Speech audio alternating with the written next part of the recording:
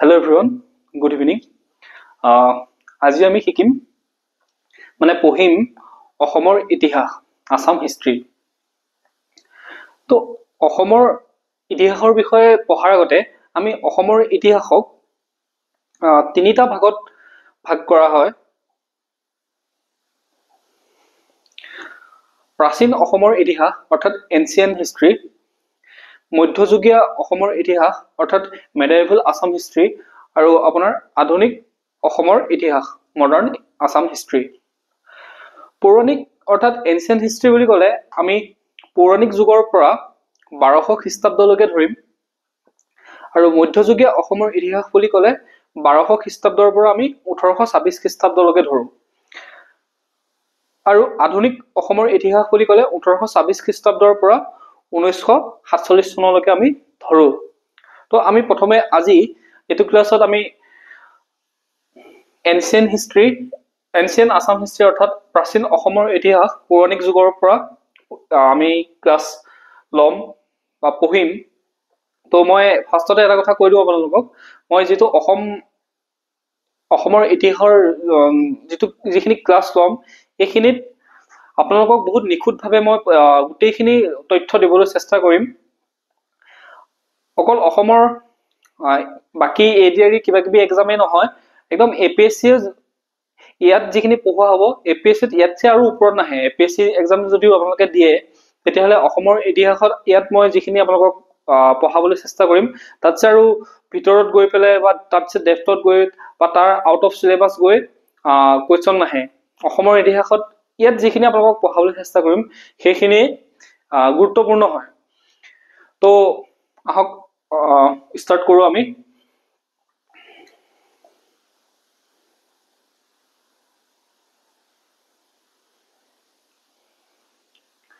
তো প্ৰাচীন অসমৰ ইতিহাসৰ উৎস, আমি ইতিহাসৰ বিষয়ে জানিবলৈ হ'লে আমাক উৎসৰ প্ৰয়োজন। আমি পাষ্টৰ বিষয়ে আমি কেনেকৈ গম পাম? কিবা এটা আমাৰ হাতত প্ৰমাণ থাকিব লাগিব, তেতিয়াহে আমি যে আগতে কি হৈছিলে সেই বিষয়ে আমি গম পাম। যদি আমাৰ হাতত একো তথ্যই নাথাকে, আমাৰ হাতত একো ডাটা নাথাকে, আমাৰ হাতত একো তেনেকুৱা নিৰ্ভৰযোগ্য সমল নাথাকে, তেতিয়াহ'লে আমি ইতিহাস কেনেকৈ গম পাম? তো আমি প্ৰাচীন অসমৰ ইতিহাসৰ বিষয়ে জানিবলৈ হ'লে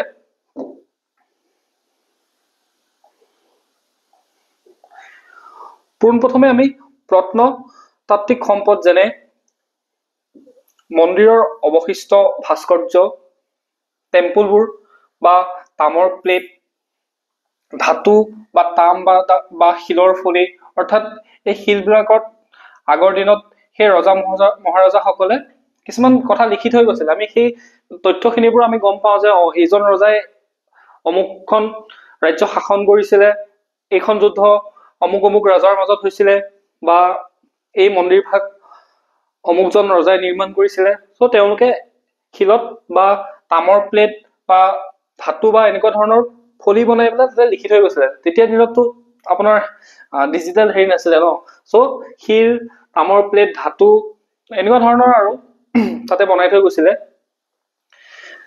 তো তাৰ ছেকেণ্ডটো হ'ল আমি গুহাবিলাকৰ পৰা আমি গম পাব পাৰোঁ। গুহাবিলাকৰ ভিতৰতো শিলত তেওঁলোকে কিছুমান ছবি আঁকিছিলে। সেই ছবিবিলাকৰ পৰা আমি গম পাওঁ, যেনেকে ভাৰতৰ ইতিহাসৰ ভীমবেটকা এটা গুৰুত্বপূৰ্ণ কেভ হয়। চ' সেই কেভটোত কিছুমান এনেধৰণৰ ছবি দেখিবলৈ পোৱা যায়।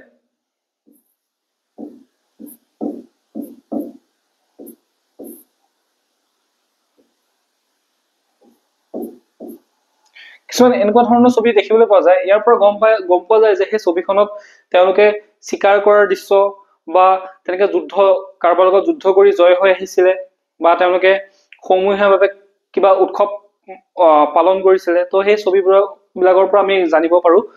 ঠিক সেইদৰে টেম্পুল, আগৰ দিনত এটা ইতিহাসৰ বিষয়ে জানিবৰ বাবে এটা গুৰুত্বপূৰ্ণ ভাস্কৰ্য হৈছে আপোনাৰ টেম্পুলবিলাক ৰজাসকলে বনাইছিলে। তাতে তেওঁলোকে ধুনীয়াকে লিখি থৈ গৈছিলে। তাতে গম পোৱা যায় সেই সময়ৰ সমাজ ব্যৱস্থা কেনেকুৱা আছিলে, সেই সময়ত মানুহবোৰ কেনেধৰণে বসবাস কৰিছিলে, সেই সময়ত ৰজাই কেনেধৰণে শাসন কৰিছিলে, দেশখনৰ আৰ্থ সামাজিক ব্যৱস্থা কেনেকুৱা আছিলে, অৰ্থনীতি কেনেকুৱা আছিলে, যুদ্ধবিজ্ঞ সেই গোটেইখিনি আমি তেনেধৰণে গম পাব পাৰোঁ।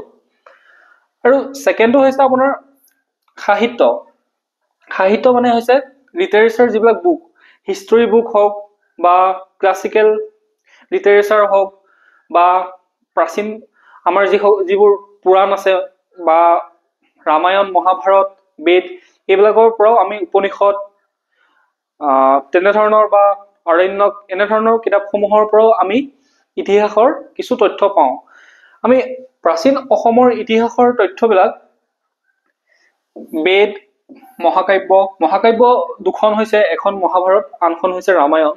আৰু পুৰাণ কেইখন আছিলে? পুৰাণ 18খন পুৰাণ। বৌদ্ধ সাহিত্য মানে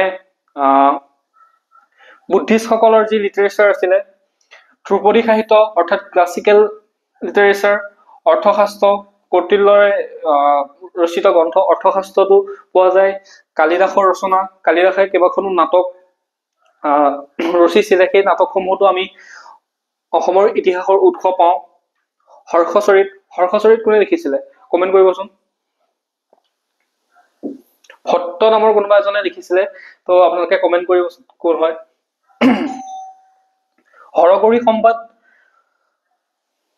হৰগৌৰী সম্বাদতো আমি পাওঁ।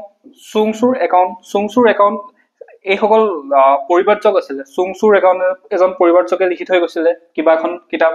আৰু হিউৱেনচাং আমি সকলোৱে জানো হিউৱেনচাঙৰ বিষয়ে, চীনা পৰিব্ৰাজক, আৰু তেখেতৰ কিতাপ চি ইউ কিটো আমি অসমৰ ইতিহাসৰ তথ্য পাওঁ।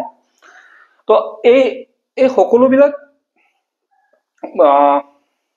বস্তুৰ পৰা, এই সকলোবিলাক কিতাপ হওক মন্দিৰ বা এই সকলোবিলাক হেৰিৰ পৰা আমি অসমৰ ইতিহাসৰ বিষয়ে তথ্য পাওঁ আৰু অসমৰ ইতিহাসৰ বিষয়ে জানিবলৈ আমাৰ সহজ হয়। চাওক, মই আপোনালোকক ইয়াতে অসমৰ ইতিহাসৰ ক্ৰীম ভাৰ্চনটো দি আছো। ক্ৰীম ভাৰ্চন মানে হৈছে একদম যিটো মানে যিখিনি প্ৰয়োজনীয় সেইখিনিহে দি আছো, আৰু যিখিনি এক্সামৰ কাৰণে অতিকে গুৰুত্বপূৰ্ণ। আপোনালোকক এনেই আজে বাজে কিছুমান দি পেলাই মই আপোনালোকক এনেই কিছুমান আজে বাজে বস্তু দি পেলাই বেছি এনে কৰি থাকিবলৈ বিচৰা নাই। চ' যিখিনি ইম্পৰ্টেণ্ট সেই ইম্পৰ্টেণ্টখিনিহে আমি দিবলৈ চেষ্টা কৰিছো। তেন্তে আমি নেক্সট চাওঁ।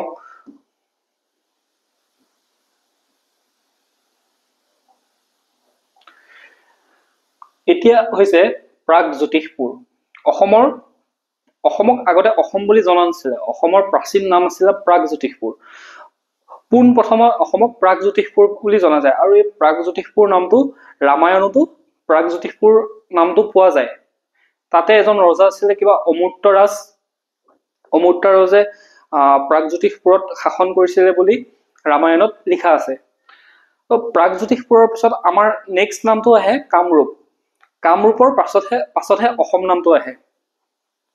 তো কেতিয়াবা আপোনালোকক সুধিব পাৰে যে অসমৰ প্ৰাচীন নাম কি আছিলে, তেতিয়া আপোনালোকে নিশ্চয় ক'ব পাৰিব বা লিখিব পাৰিব যে অসমৰ প্ৰাচীন নাম প্ৰাগজ্যোতিষপুৰ।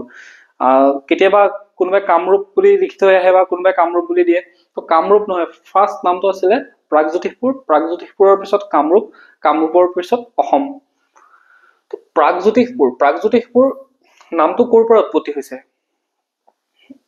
এতিয়া আমি প্ৰাগজ্যোতিষপুৰ নামটো যদি আমি ভাগ কৰি চাওঁ,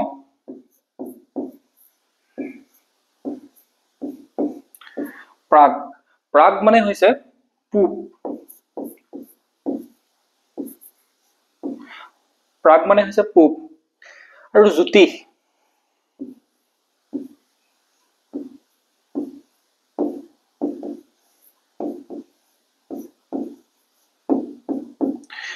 মানে হৈছে এষ্ট্ৰলজি, অৰ্থাৎ গ্ৰহ নক্ষত্ৰ সূৰ্য চন্দ্ৰৰ অৱস্থান নিৰ্ণয় কৰি পেলাই যে মানুহৰ ভাগ্য বা সময় নিৰ্ধাৰণ কৰে, সেই শাস্ত্ৰক কোৱা হয় জ্যোতিষ শাস্ত্ৰ।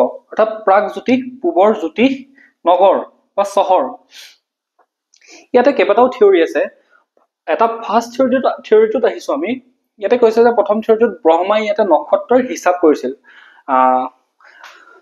সেই পৌৰাণিক আমি গ্ৰন্থসমূহত এটা থিয়ৰী মতে পাওঁ যে ব্ৰহ্মাই ইয়াতে প্ৰথম এটা নক্ষত্ৰৰ সৃষ্টি কৰিছিলে। চ' ইয়াত সেইবাবে কোৱা হয় প্ৰাগজ্যোতিষপুৰ। অৰ্থাৎ পূবৰ জ্যোতিষ চহৰ। আৰু ছেকেণ্ড থিয়ৰিটো হৈছে আপোনাৰ চীনৰ পৰা অহা চাউথিয়াছ।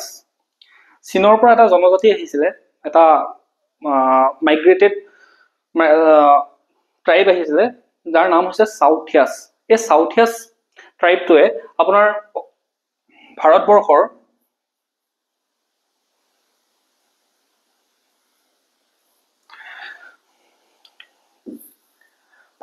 আপোনাৰ পূব অংশত অৰ্থাৎ প্ৰাগ, পূবত, মধ্য আৰু উত্তৰ এই তিনিটা স্থানত তেওঁলোকে বসতি স্থাপন কৰিছিলে। এই প্ৰাগত অলপমান, পূবত অলপমান মানুহ থাকিছিলে, তাতে আপোনাৰ মধ্যত থাকিছিলে, আৰু একদম উত্তৰত অলপমান তেওঁলোকে মানুহে বসতি স্থাপন কৰিছিলে। সেইবাবে প্ৰাগত যিসকল মানুহ থাকিলে সেই শব্দটোৰ পৰা প্ৰাগ জ্যোতিষ আহিছে বুলি কয়। সেইটো এটা অন্য থিয়ৰী, চীনৰ পৰা অহা চাউথিয়াছ। আৰু আগৰটো হৈছে ব্ৰহ্মাই ইয়াতে ফাৰ্ষ্ট কেলকুলেট কৰিছিলে নক্ষত্ৰৰ। ব্ৰহ্মা যিহেতু সৃষ্টিকৰ্তা, সেয়ে তেখেতে ইয়াতে নক্ষত্ৰৰ হিচাপ কৰিছিলে।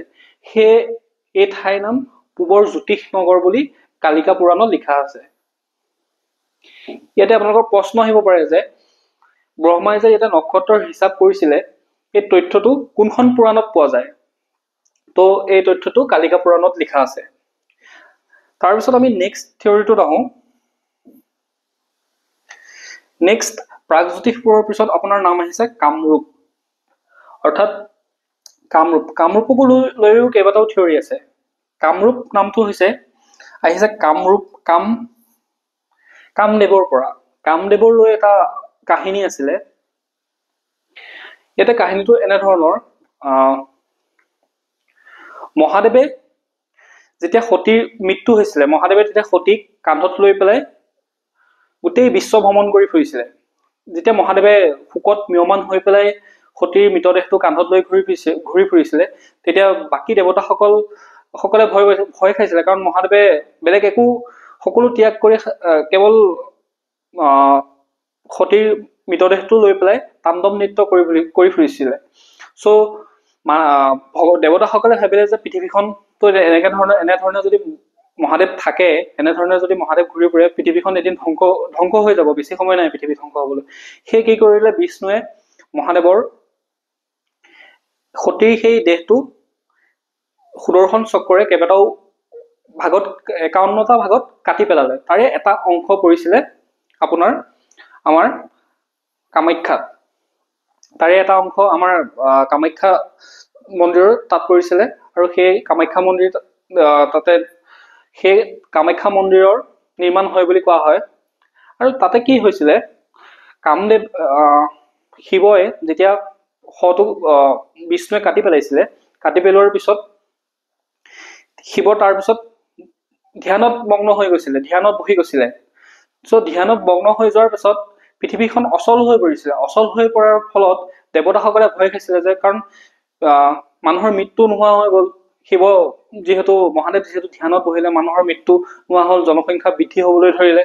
তো পৃথিৱীখন মানে অস্থিৰ হৈ পৰিবলৈ ধৰে। সেয়ে কি কৰিলে, কামদেৱক দেৱতাসকলে পঠিয়াই দিলে যে তুমি গৈ শিৱৰ তপস্যা ভংগ কৰা। তেতিয়া কামদেৱ পৃথিৱীলৈ আহে, পৃথিৱীলৈ আহি পেলাই শিৱৰ তপস্যা ভংগ কৰে, মহাদেৱৰ তপস্যা ভংগ কৰে। আৰু মহাদেৱ ক্ৰোধ হৈ তেওঁ কি কৰে, ত্ৰিনয়নেদি কামদেৱক ভস্ম কৰি দিয়ে, কামদেৱক জ্বলাই দিয়ে। খঙত ম্ৰিয়মান হৈ মহাদেৱে যেতিয়া কামদেৱক জ্বলাই দিয়ে, তেতিয়া কামদেৱৰ পত্নী ৰতি দেৱীয়ে মহাদেৱক কাতৰ অনুৰোধ কৰে যে কামদেৱক পুনৰ জীৱন দিব লাগে। তো মহাদেৱৰ পিছত খং যেতিয়া খং কমাৰ পিছত তেওঁ কামদেৱক পুনৰ জন্ম দিয়ে। সেই কামদেৱে যে পুনৰ জন্ম পালে, সেয়ে কোৱা হয় যে কাম শব্দটো কামদেৱৰ পৰা আহিছে। কামদেৱে নতুন ৰূপ এটা পালে, আকৌ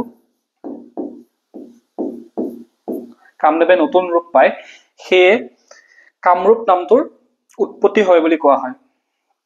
এইটো এটা থিয়ৰী। আৰু নেক্সট থিয়ৰীটো হৈছে কামৰূপ বা কামৰূপ শব্দৰ পৰা। কামৰূপ বা কামৰূপ শব্দটো এটা চাউথালী শব্দ, তো কামৰূপ বা কামৰূপ শব্দৰ অৰ্থ হৈছে তন্ত্ৰমন্ত্ৰ।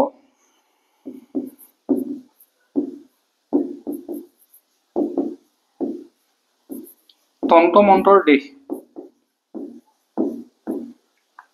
ইয়াতে ৰূপত বহুতো তন্ত্ৰ মন্ত্ৰ এনেধৰণৰ মানে কৰা হৈছিলে। মানুহবোৰ বহুত তন্ত্ৰ মন্ত্ৰত বিশ্বাসী, সেয়েহে কামৰূপ বা কামৰূপ শব্দৰ পৰা কামৰূপ নামটো আহিছে বুলি এইটো থিয়ৰিয়ে কয়। তাৰপিছত কামৰূপৰ পাছত ইয়াৰ নাম হয় অসম। অসম নামটোকো লৈ পেলাই তিনিটা থিয়ৰি আছে। অসম নামটোক লৈ তিনিটা থিয়ৰি আছে। ফাৰ্ষ্টটো হৈছে আসাম, অৰ্থাৎ আসাম মানে হৈছে অসমান। অসমখন অসমান আছিলে, আন ইভেন আছিলে। মানে আপোনালোকে যিহেতু জানে অসমখনত পৰ্বত, পাহাৰ, নদ নদী, সমতল ভূমি। তো অসমৰ ভৌগোলিক ব্যৱস্থাটো বিভিন্ন ধৰণৰ, ক'ৰবাত নদী আছে, ক'ৰবাত পাহাৰ আছে, ক'ৰবাত প্লেইন এৰিয়া আছে। তো অসমান, সেয়ে কোৱা হয় যে আসাম নামটোৰ পৰা অসম নামটোৰ উৎপত্তি হৈছে বুলি কোৱা হয়। ছেকেণ্ডটো হৈছে আসাম। আসাম নামটো আহিছে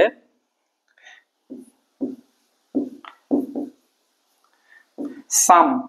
চাম এটা টাই ভাষা। টাই ভাষা মানে টাই আহোমসকলৰ ভাষা। চাম মানে হৈছে পৰাজিত।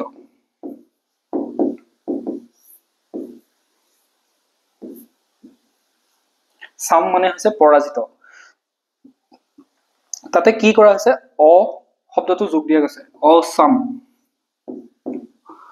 সংস্কৃত অচাম কৰি দিয়া হয় যেতিয়া অপৰাজিত হৈ যায়। অপৰাজিত অৰ্থাৎ অসমৰ শাসকসকল অপৰাজিত আছিলে। আৰু এই আসাম নামটো হৈছে আহোমসকল অসমত অহাৰ পিছত, যেতিয়া 1228 খ্ৰীষ্টাব্দত চুকাফাই মুংমাওৰ পৰা আহি পেলাই ইয়াতে ৰাজ্য স্থাপন কৰিছিলে, তাৰ পাছৰ পৰাই আসাম নাম হবলৈ ধৰে। চাম মানে হৈছে পৰাজিত, আৰু অটো ওপৰত আগত যোগ দিয়াৰ ফলত ই অপৰাজিত, কাৰণ ইয়াৰ শাসকসকলক বা ৰজাসকলক কোনেও পৰাজিত কৰিব পৰা নাছিলে, তেওঁলোক বহুত শক্তিশালী আছিলে। আৰু এটা শব্দ হৈছে হাচুম। হাচুমটো হৈছে বড়ো ভাষাৰ শব্দ, অৰ্থাৎ নিম্নভূমি। হাচুম শব্দটো ক'ৰ পৰা আহিছে, বড়ো ভাষাৰ পৰা আহিছে। বড়ো ভাষাত হাচুম মানে হৈছে নিম্নভূমি, অৰ্থাৎ চাপৰ ভূমি। তো এই তিনিটা থিয়ৰি আপোনালোকক মই কলো। আৰু ফাৰ্ষ্ট প্ৰাগজ্যোতিষপুৰ, প্ৰাগজ্যোতিষপুৰৰ পিছত কামৰূপ, কামৰূপৰ পিছত আমাৰ অসম নামটো আহে। তো ইয়াৰ পৰা কুৱেশ্যন আহিব পাৰে, আপোনালোকে এইকেইটা মনত ৰাখিব। প্ৰথম অসমক প্ৰাগজ্যোতিষপুৰ নামেৰে জনা গৈছিলে, তাৰপিছত কামৰূপ, কামৰূপৰ পাছত অসম নামটো আহে। ইয়াতে যিখিনি থিয়ৰি কৈছো এইখিনি সচৰাচৰ সাধাৰণতে নুসুধে, এক্সামত তেনেকুৱা ধৰণৰ প্ৰশ্ন নাহে, কাৰণ এইবিলাক আছিলে আমাৰ বেদ, উপন্যাস, বেদ আপোনাৰ মহাকাব্যবিলাকত আছিলে এনেধৰণৰ কাহিনীবিলাক। তো ইয়াৰ 100% সত্যতা আমি পোৱা নাপাওঁ, সেইকাৰণে এনেধৰণৰ প্ৰশ্নবিলাক এক্সামত সচৰাচৰ নুসুধে। তথাপিও কাহিনীকেইটা আপোনালোকে জানিবৰ বাবে মই কৈ দিছো।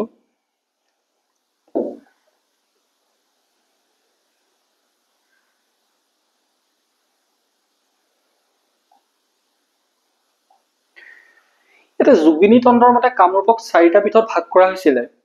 যোগিনী তন্ত্ৰৰ মতে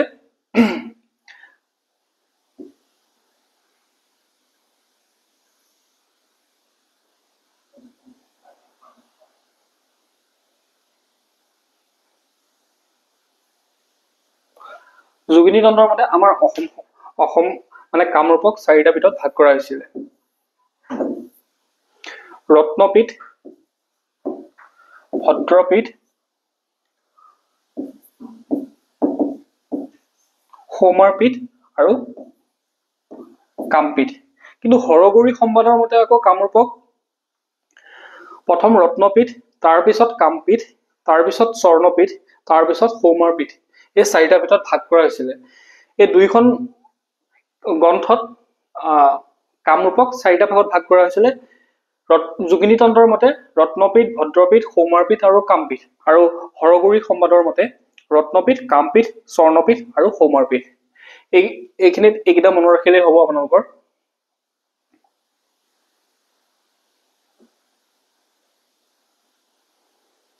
এতিয়া আমি পৌৰাণিক শাসক অৰ্থাৎ পৌৰাণিক ৰজাসকলৰ ইতিহাস পঢ়িম। পৌৰাণিক শাসক পোনপ্ৰথম অসমৰ ৰজা আছিলে মহীৰংগ দানৱ। পোনপ্ৰথমৰ অসমৰ ৰজাজনৰ নাম কি আছিলে? মহীৰংগ দানৱ। আৰু এই মহীৰংগ দানৱৰ নামটোৱে আমি প্ৰথম মানে পাইছো। তাৰ আগতো আছিলে যদি আৰু কোনোবা শাসক আছিলে যদি আমি গম নাপাওঁ, কিন্তু মানে আমি তথ্যত পোৱা মতে মহীৰংগ দানৱে অসমৰ পৌৰাণিক শাসক আছিলে। তেওঁ আছিল কিৰাত। তেওঁ কিৰাত বংশৰ আছিলে আৰু তেওঁৰ ৰাজধানীখন আছিলে মৈৰাংক পৰ্বত। এই মৈৰাংক পৰ্বত বৰ্তমান গুৱাহাটীৰ এটা অঞ্চল হিচাপে চিনাক্ত কৰা আছে মৈৰং। তো আমি ইয়াৰ পৰা গম পাওঁ যে মহীৰংগ দানৱে এই গুৱাহাটীৰ এই অঞ্চলতে শাসন কৰিছিলে। তেওঁ মহীৰংগ দানৱৰ পাছত আমি নেক্সট যিজন ৰজাৰ নাম পাওঁ, তেওঁৰ নাম হৈছে শতকাসুৰ। শতকাসুৰৰ পিছত আহে সম্বৰাসুৰ, তাৰপিছত আহে ৰত্নাসুৰ, তাৰপিছত আহে ঘটকাসুৰ।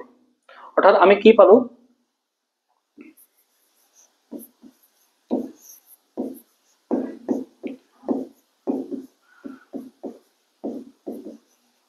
মহীৰংগ দানৱৰ পিছত আমি কি পাওঁ? শতকাসুৰ, তাৰপিছত পাওঁ সম্বৰাসুৰ, তাৰপিছত পাওঁ ৰত্নাসুৰ, তাৰপিছত পাওঁ আমি ঘটকাসুৰ। ঘটকাসুৰক কি কৰে? নৰকাসুৰে হত্যা কৰে। হত্যা কৰি পেলাই নৰকাসুৰে কামৰূপত নিজৰ ৰাজ্য স্থাপন কৰি শাসন কৰিবলৈ আৰম্ভ কৰে। ইয়াতে ইম্পৰ্টেণ্ট কথাটো হ'ল, ইয়াতে প্ৰশ্ন যদি আহে এক্সামত সুধিব পাৰে যে অসমৰ পৌৰাণিক বা প্ৰথম ৰজাজনৰ নাম কি আছিলে? অসমৰ প্ৰথম ৰজাজনৰ নাম মহীৰংগ দানৱ। বাকী এইসকল যি আছিলে শতকাসুৰ, সম্বৰাসুৰ, ৰত্নাসুৰ, তেওঁলোকৰ আৰু বেলেগ ডাটা পোৱা নাযায়। তো খালি আমি ইয়াতে নামকেইটাহে দিয়া হৈছে, কাৰণ নামকেইটাহে গম পাইছো আমি। তাৰপিছত নেক্সট আহিছে ঘটকাসুৰ। ঘটকাসুৰক কোনে বধ কৰিলে? ঘটকাসুৰক নৰকাসুৰে বধ কৰিলে। এইটো প্ৰশ্ন আহিব পাৰে যে ঘটকাসুৰক কোনে বধ কৰি পেলাই কামৰূপত নিজৰ ৰাজ্য স্থাপন কৰিছিলে? ঘটকাসুৰক নৰকাসুৰে হত্যা কৰি পেলাই কামৰূপত ৰাজ্য স্থাপন কৰিছিলে। ইয়াতে সেইটো তলত দিয়া হৈছে, গুৱাহাটীৰ মৈৰাঙৰ সৈতে চিনাক্ত কৰা হৈছে। গুৱাহাটীৰ আশে পাশে এটা মৈৰাং নামৰ এটা পাহাৰ এটা আছে। সেই পাহাৰটোৰ সৈতে মানে চিনাক্ত কৰা হৈছে যে এইটোৱে হ'ব পাৰে মহীৰংগ দানৱৰ ৰাজধানী।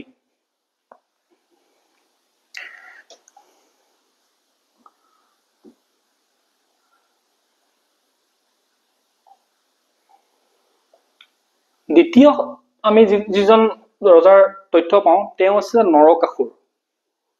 নৰকাসুৰ অসুৰ বংশৰ ৰজা। আমি আগৰ যিকেইজন ৰজা পাইছো, মহীৰংগ দানৱ, ৰত্নাসুৰ, সম্বৰাসুৰ, শতকাসুৰ, ঘটকাসুৰ, সেই গোটেইসকল অসুৰ ৰজা আছিলে, মানে অসুৰ বংশীয় ৰজা আছিলে। নৰকাসুৰ অসুৰ বংশৰ ৰজা। নৰকাসুৰৰ জন্ম হৈছিলে, কোৱা হয় যে পৌৰাণিক গ্ৰন্থত লিখা আছে যে নৰকাসুৰৰ জন্ম হৈছিলে বৰাহ অৱতাৰ বিষ্ণু আৰু মাতৃ পৃথিৱীৰ গৰ্ভৰ পৰা নৰকাসুৰৰ জন্ম হৈছিলে। বৰাহ অৱতাৰ বিষ্ণু আৰু মাতৃ পৃথিৱীৰ পৰা নৰকাসুৰৰ জন্ম হৈছিলে। সেয়ে তেওঁক ভৌমা বুলিও কোৱা হয়, অৰ্থাৎ ভূমিৰ পৰা জন্ম। নৰকাসুৰ ভূমিৰ পৰা জন্ম, সেয়ে তেওঁক ভৌমা বুলিও কোৱা হয়।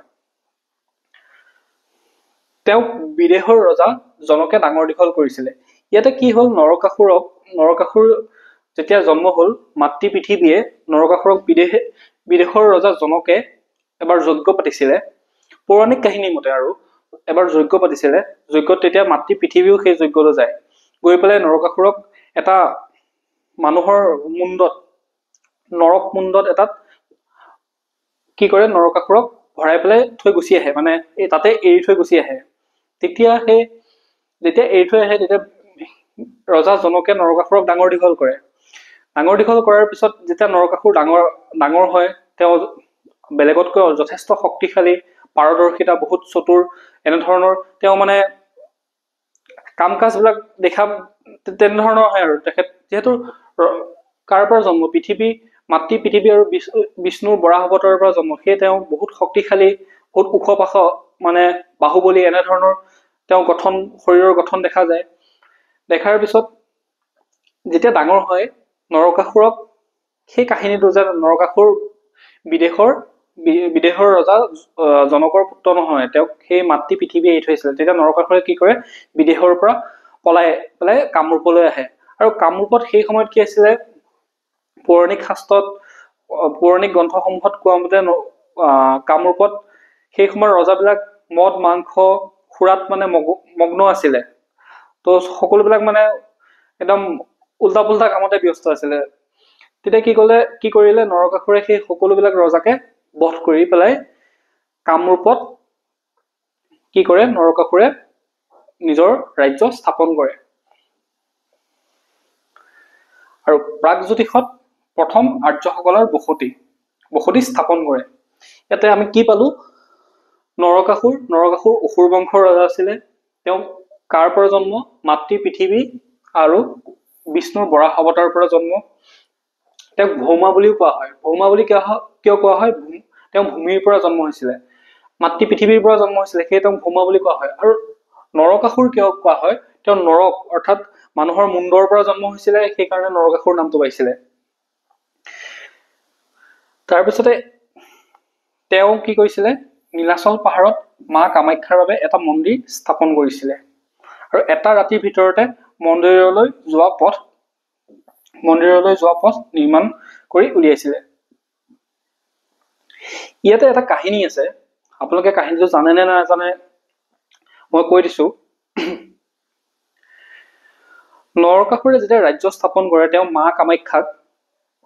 কামাখ্যা দেৱীক যথেষ্ট মানে পূজা অৰ্চনা কৰিছিলে। সেইকাৰণে তেওঁ কামাখ্যা মন্দিৰ নিৰ্মাণ কৰিছিলে। এদিন কি হয়, নৰকাসুৰে কামাখ্যা দেৱীক দেখা পোৱাৰ পিছত কামাখ্যা দেৱীক বহুত ধুনীয়া, বহুত মানে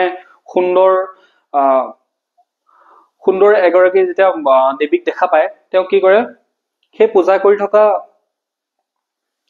দেৱীকে তেওঁ বিয়া পাতিবলৈ মানে স্থিৰ কৰে। তেওঁ কামাখ্যা দেৱীক তেওঁ বিয়া পাতিব বিচাৰে। কিন্তু কামাখ্যা হৈছে দেৱী আৰু নৰক হৈছে পৃথিৱীৰ মানুহ, তো সেই বিয়া কেতিয়াও সম্ভৱ নাছিলে। তো কি কৰে, কামাখ্যা দেৱী এটা বুদ্ধি কৰে যে নৰকাসুৰক এটা টাস্ক দিয়ে যে কামাখ্যা মন্দিৰলৈ যোৱা যিটো খটখটি, সেই খটখটিটো যদি নৰকাসুৰে এক ৰাতিৰ ভিতৰতে নিৰ্মাণ কৰি উলিয়াব পাৰে, তেতিয়াহ'লে তেওঁ নৰকাসুৰৰ লগত বিয়া হ'ব। আৰু নৰকাসুৰ আছিলে আকুৰগোজ। নৰকাসুৰে কি কৰিলে, ৰাতিৰ ভিতৰতে সেই যি টাস্কটো দিছিলে কামাখ্যা মন্দিৰলৈ যোৱা পথটো নিৰ্মাণ কৰিবলৈ ৰেডি হৈ গ'ল। আৰু তেওঁ এক ৰাতিৰ ভিতৰতে সেই ৰাস্তা নিৰ্মাণ কৰি হওঁ এনেকুৱা অৱস্থা হৈ গৈছিল।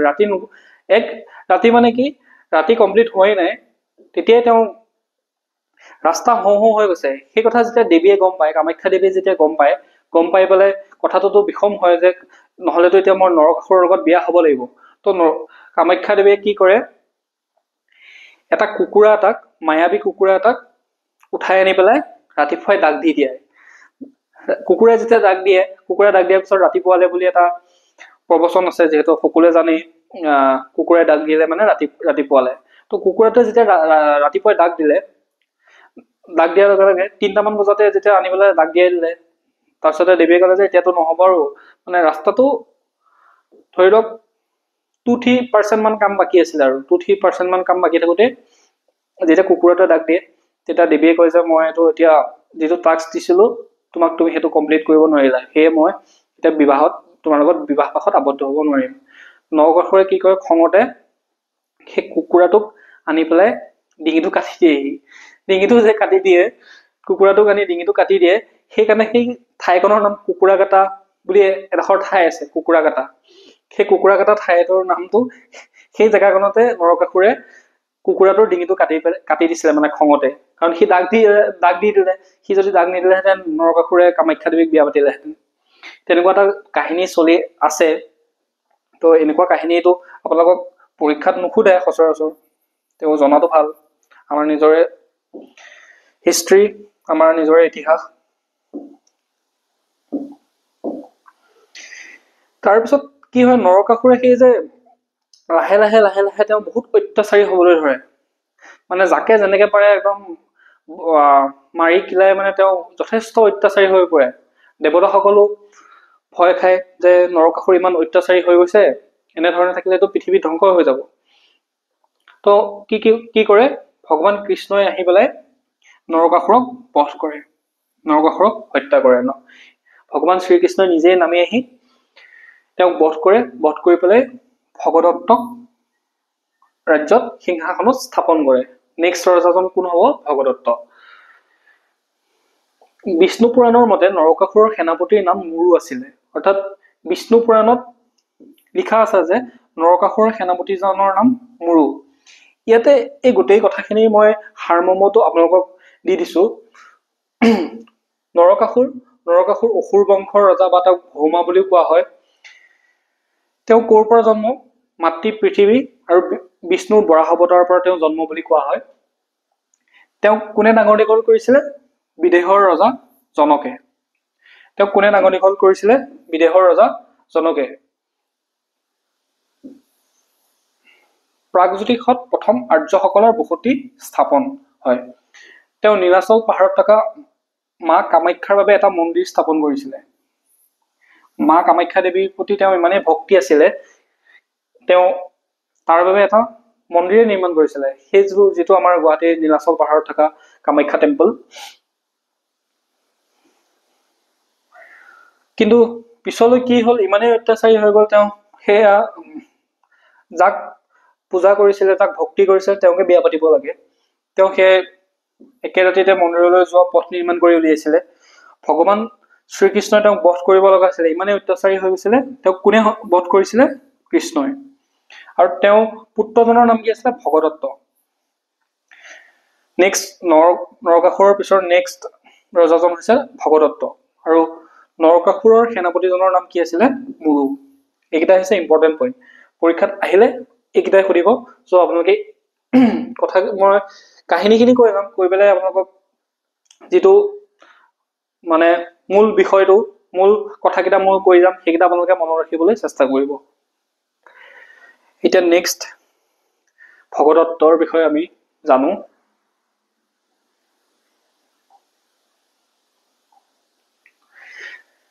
নেক্সট ৰজাজন আছিলে ভগদত্ত। ভগদত্ত কাৰ পুত্ৰ আছিলে? নৰকাসুৰৰ।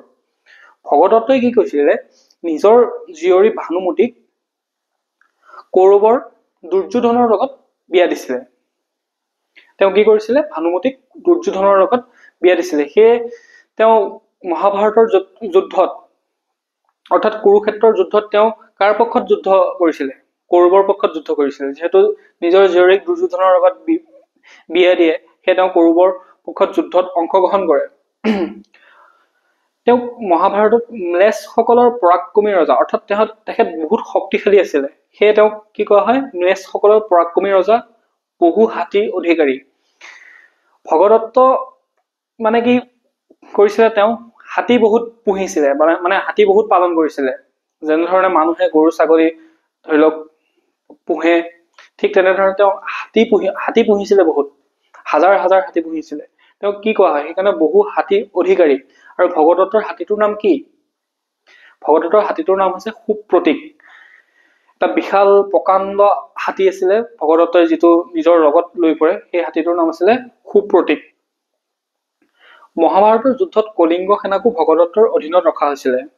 মহাভাৰতৰ যুদ্ধত কি হৈছিলে? ভগদত্তৰ লগত কলিংগ সেনা, উৰিষ্যাৰ ফালে যি এখন কলিংগ ৰাজ্য আছিলে, সেই কলিংগ সেনাকো ভগদত্তৰ অধীনত ৰখা হৈছিলে। মহাভাৰতত তেওঁক কেইবাটাও নামেৰে জনা যায়। শৈলালয়, পৰ্বতপতি, পূৰ্ব সাগৰবাসী। আমি এতিয়ালৈকে কেইটা নাম পালো? 5টা। ম্লেচ্ছসকলৰ পৰাক্ৰমী ৰজা, বহু হাতীৰ অধিকাৰী, শৈলালয়, পৰ্বতপতি আৰু পূৰ্ব সাগৰবাসী। এই 5টা নামেৰে তেওঁক জনা গৈছিলে। আৰু মহাভাৰতৰ কুৰুক্ষেত্ৰৰ যুদ্ধত ভগদত্তক কোনে হত্যা কৰিছিলে? অৰ্জুনে। কোনে হত্যা কৰে? অৰ্জুনে।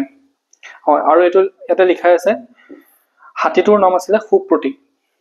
এটা আপোনালোকে এইটো জানেনে, দুৰ্যোধনৰ লগত যেতিয়া জীয়ৰী ভানুমতীক বিয়া দিছিলে, সেই স্বয়ম্বৰৰ সময়ত এটা পুখুৰী খান্দিছিলে। সেই পুখুৰীটোৰ নামটো কি আছিলে?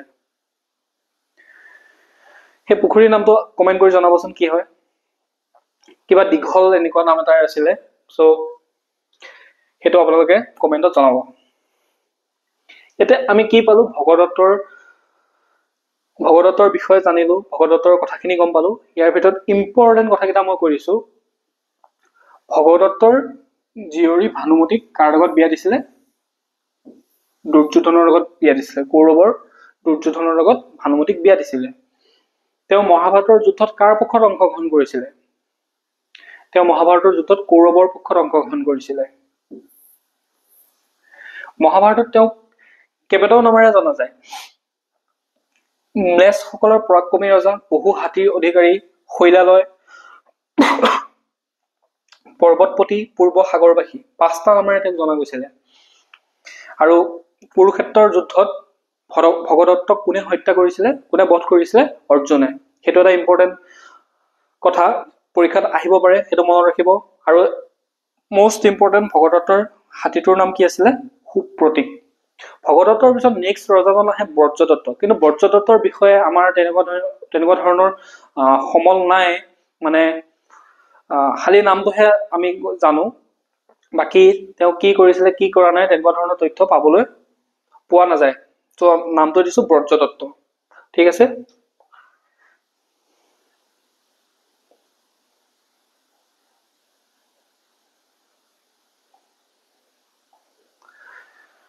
এতিয়া কামৰূপৰ ৰজাসকলক বাদ দিলো এতিয়া আমি পঢ়িম ভীষ্মক কোৰ ৰজা আছিলে ভীষ্মক শদিয়াৰ বৰ্তমান শদিয়া এই সময়ত সেই ৰাজ্যখনৰ নাম হৈছিলে বিদৰ্ভ বা কুণ্ডিল নগৰ কুণ্ডিল নদীৰ পাৰত অৱস্থিত বাবে কি কোৱা হয় সেই কুণ্ডিল নগৰ বুলি কোৱা হৈছিলে তেওঁ ৰাজ্যখনৰ নাম কি আছিলে বিদৰ্ভ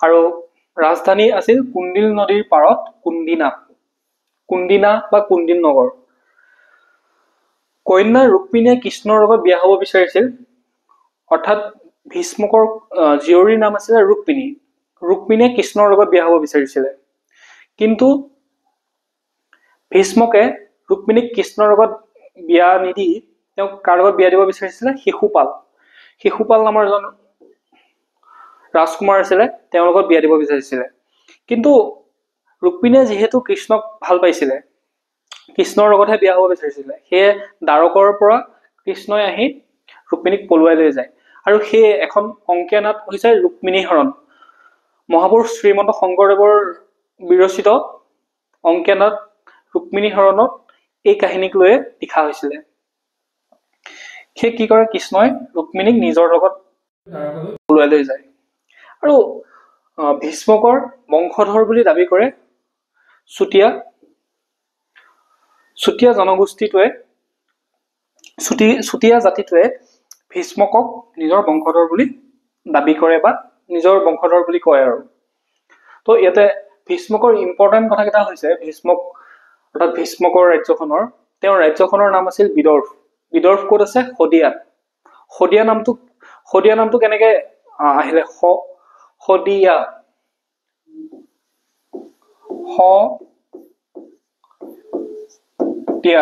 এটা কাহিনী আছিলে যে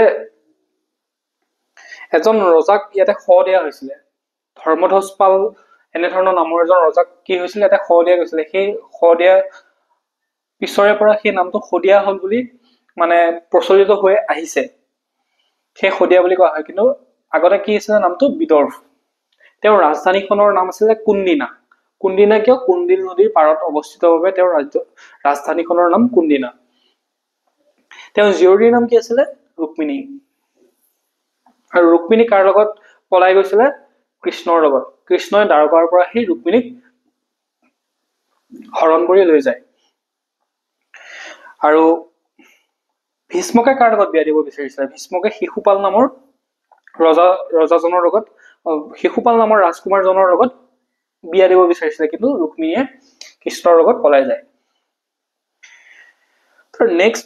নেক্সট কথাটো হৈছে চুতীয়াসকলে কি কয় ভীষ্মকক নিজৰ বংশধৰ বুলি কয় ভীষ্মকক লৈ এইখিনিয়ে ইম্পৰ্টেন্ট কথা আপোনালোকে বুজি পালে নিশ্চয়। ইয়াতে মই যিখিনি মোষ্ট ইম্পৰ্টেণ্ট এক্সামত যিখিনি আহিব সেইখিনিহে আনিছো। এনে কিছুমান আজে বাজে কথা ভৰাই পেলাই মানে দেখাই থাকিব বিচৰা নাই, যিখিনি ইম্পৰ্টেণ্ট সেইখিনিহে আনিছো।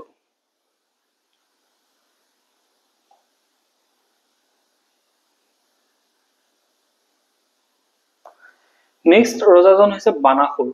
বানাসুৰৰ ৰাজ্যখন ক'ত আছিলে? তেজপুৰ অৰ্থাৎ শোণিতপুৰ। বানাসুৰৰ ৰাজ্যখন আছিলে শোণিতপুৰত, ৰাজধানী শোণিতপুৰ। ৰাজধানী শোণিতপুৰ। তেওঁ মহাভৈৰৱ মন্দিৰ নিৰ্মাণ কৰিছিলে। বানাসুৰে মহাভৈৰৱ মন্দিৰ নিৰ্মাণ কৰিছিলে। বানাসুৰ আছিল পৰম শিৱভক্ত। তেওঁ মহাদেৱক ইমানেই ভাল পাইছিলে, ইমানেই ভক্তি কৰিছিলে, ইমানেই তেওঁ পূজা কৰিছিলে, তাৰ বাবে তেওঁ মহাভৈৰৱ মন্দিৰ নিৰ্মাণ কৰিছিলে। বানাসুৰ পৰম শিৱভক্ত আছিলে। সেইবাবে কি হয়, মহাদেৱ বানাসুৰৰ ভক্তিত সন্তুষ্ট হৈ তেওঁক বৰ দিছিলে যে তোমাক যেতিয়াই মোক প্ৰয়োজন হয় মই তেতিয়াই তোমাক ওচৰত যাম। মানে বানাসুৰে মহাদেৱক ইমানেই ভক্তি কৰিছিলে, ইমানেই পূজা অৰ্চনা কৰিছিলে, ইমানেই ভাল পাইছিলে, মহাদেৱ তেওঁৰ ভক্তিত সন্তুষ্ট হৈ তেওঁক লগত মানে কিবা বিপদ হলে সহায় কৰিম বুলি মহাদেৱে প্ৰতিশ্ৰুতি দিছিলে। তাৰ বাবে কি হয়, এটা কাহিনী আছে, এখন যুদ্ধ হয়, ডাঙৰ বৃহৎ যুদ্ধ, হৰিহৰৰ যুদ্ধ। হৰি মানে হৈছে বিষ্ণু আৰু হৰ মানে হৈছে মহাদেৱ। এখন ফেমাছ মানে যুদ্ধ, হৰিহৰৰ যুদ্ধ, সকলোৱে জানে। এই হৰিহৰৰ যুদ্ধখন হৈছিলে ঊষা আৰু অনিৰুদ্ধৰ বাবে। এতিয়া ঊষা কোন আৰু অনিৰুদ্ধ কোন? ঊষা হৈছে বানাসুৰৰ জীয়ৰী আৰু অনিৰুদ্ধ হৈছে কৃষ্ণৰ নাতিনীয়েক। ইয়াতে এটা কাহিনী আছে। এদিন ঊষাই সপোনত এজন ৰাজকুমাৰ দেখা পায়। মানে তাৰ আগত মই কাহিনীটো কৈ দিছো। ঊষা যিহেতু ৰজা বানাসুৰ, ইমান শক্তিশালী বাহুবলী এজন ৰজাৰ জীয়ৰী, তো বানাসুৰক বহুতো ৰাজকুমাৰে বিবাহৰ প্ৰস্তাৱ দিছিলে।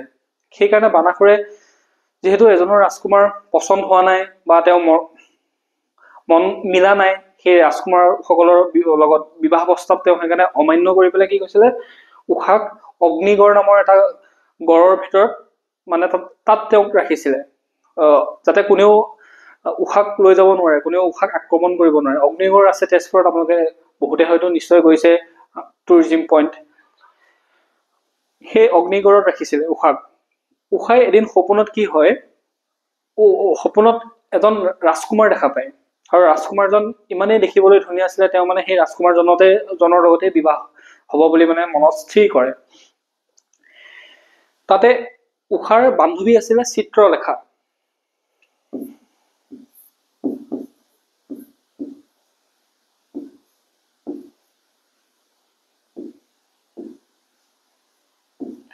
ঊষাৰ বান্ধৱীৰ নাম আছিলে চিত্ৰলেখা। এতিয়া ঊষাই সপোনত দেখিলে বাৰু ৰাজকুমাৰজন দেখিলে, কিন্তু ক'ৰ ৰাজকুমাৰ কি কথা তেওঁতো নাজানে। সেই কি কৰিলে, তেওঁ যি বান্ধৱী চিত্ৰলেখা আছিলে আকৌ ছবি অঁকাত পাৰ্গত। তেওঁক যি ছবিয়ে নিদিয়ক বা তেওঁক বৰ্ণনা কৰি দিলেই হ'ল যে মোক এনেকুৱা এনেকুৱা ধৰণৰ এখন ছবি লাগে, তেওঁ সেই ছবিখন হুবহু তেওঁ আঁকিব পাৰিছিলে, পাকৈত আছিলে। চিত্ৰ অংকন কৰাত তেওঁ পাকৈত আছিলে। সেইবাবে, আৰু চিত্ৰলেখা আছিলে ঊষাৰ বান্ধৱী। ঊষাই কলে যে মই এনেকে সপোনত দেখিছিলো ৰাজকুমাৰজন, তুমি মোক এই ৰাজকুমাৰজন লাগে। তেতিয়া চিত্ৰলেখাই কলে যে কোৱাচোন তুমি ৰাজকুমাৰজন কেনেকুৱা ধৰণৰ, আকৃতি, অৱয়ব, গঠনটো কোৱা। তেতিয়া ঊষাই যেতিয়া বৰ্ণনা কৰে, চিত্ৰলেখাই সেই ছবিখন আঁকি দিয়ে, হুবহু আঁকি দিয়ে যেতিয়া, তাৰপিছতে আপোনাৰ ঊষাক দেখাই যে হয়নে এইজন ৰাজকুমাৰ। তেতিয়া ঊষাই কয় হয় হয়, এইজনেই মোৰ ৰাজকুমাৰ। আৰু কি কৰে, ঊষাই অনিৰুদ্ধক দ্বাৰকাৰ পৰাহে উঠাই লৈ আহে, মানে হৰণ কৰি লৈ আহে। অনিৰুদ্ধ শুই আছিলে, ৰাতিয়ে ৰথত লৈ আহিলে, আহি পেলাই ৰাতিপুৱা সাৰ পাই যেতিয়া দেখে মইচোন বেলেগতহে আছো, তো অনিৰুদ্ধক ইয়ালৈ লৈ আহে। আৰু অনিৰুদ্ধক উদ্ধাৰৰ বাবে যেতিয়া বিষ্ণু যিহেতু আহে অনিৰুদ্ধক উদ্ধাৰ কৰিবৰ বাবে, তেতিয়া সেই বানাসুৰে যে মহাদেৱক বহুত ভক্তি কৰিছিলে, বানাসুৰে তেতিয়া মহাদেৱক অনুৰোধ জনায় যে মোক সহায় লাগে। আৰু তেতিয়া মহাদেৱ নিজে নামি আহে যুদ্ধৰ বাবে, আৰু সেইবাবে সেই যুদ্ধ হয় হৰিহৰৰ যুদ্ধ। আৰু হৰিহৰৰ যুদ্ধ যদি সৃষ্টিকৰ্তা বিষ্ণু ব্ৰহ্মা যদি স্বয়ং নামি নাহিলেহেঁতেন তেতিয়াহ'লে হয়তো পৃথিৱীখন ধ্বংস হ'লহেঁতেন বুলি কোৱা হয়। হৰিহৰৰ যুদ্ধত মানুহৰ ইমানেই মৃত্যু হৈছিলে, তেজৰ নৈ গৈছিলে। সেইকাৰণে শোণিত মানে তেজ বা তেজপুৰ, সেইকাৰণে তেজপুৰ বা শোণিতপুৰ বুলি কোৱা হয়। মানে হৰিহৰৰ যুদ্ধত মানুহৰ ইমানেই মৃত্যু হৈছিলে যে তেজৰ নদী বৈছিলে, সেইবাবে সেই ঠাইখিনিৰ নাম তেজপুৰ বা শোণিতপুৰ নামেৰে জনাজাত। বান ৰজাৰ নাতিনীয়েকৰ নাম আছিলে ভালুক। বান ৰজাৰ নাতিনীয়েকৰ নাম কি আছিলে? ভালুক। আৰু ভালুকে ক'ত ৰাজধানী পাতে? ভালুকপুং। ভালুকপুং এটা পিকনিক স্পট বা পৰ্যটন ক্ষেত্ৰ। বান ৰজাৰ নাতিনীয়েক আছিল ভালুক।